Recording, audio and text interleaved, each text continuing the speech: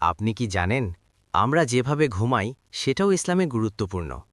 কেন ডান কাতে ঘুমাতে বলা হয়েছে? এটা কি শুধু সুন্নাহ নাকি এর পেছনে লুকিয়ে আছে গভীর রহস্য? আজকের ভিডিওতে আমরা জানব এমন কিছু সত্য যা আপনার প্রতিদিনের ঘুমকে বদলে দিতে পারে। হজরত মুহাম্মদ সাল্লাল্লাহু আলাইহি ওয়াসাল্লাম ঘুমানোর আগেও আমাদের শিক্ষা দিয়েছেন।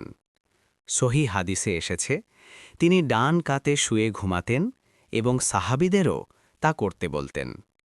শুধু শোয়ার দিক না, তিনি শিখিয়েছেন একটি সম্পূর্ণ ঘুমের সুন্নাহ রুটিন। অজু করে ঘুমানো, বিছানা ঝেড়ে নেওয়া, নির্দিষ্ট দোয়া পড়া।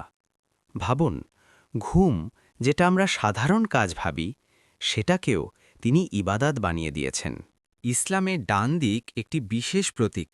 ভালো কাজ ডান দিক দিয়ে শুরু, ডান হাতে খাওয়া, ডান পা দিয়ে মসজিদে প্রবেশ। এটি সম্মান, পবিত্রতা ও বরকতের প্রতীক।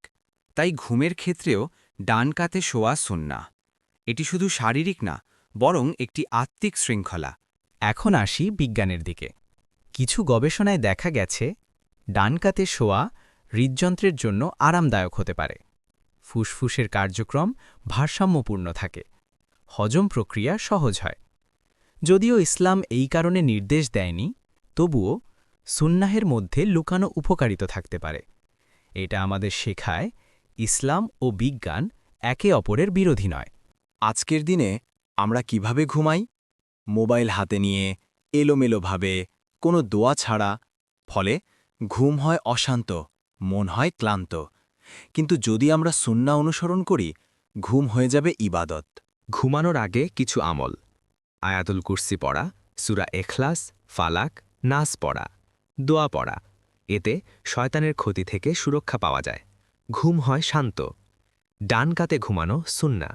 এতে আধ্যাত্মিক শান্তি আসে এবং কিছু শারীরিক উপকারও থাকতে পারে। ইসলাম আমাদের জীবনকে সুন্দর করে ছোট ছোট অভ্যাস দিয়েই। আজ রাত থেকেই চেষ্টা করুন ডান কাতে ঘুমাতে।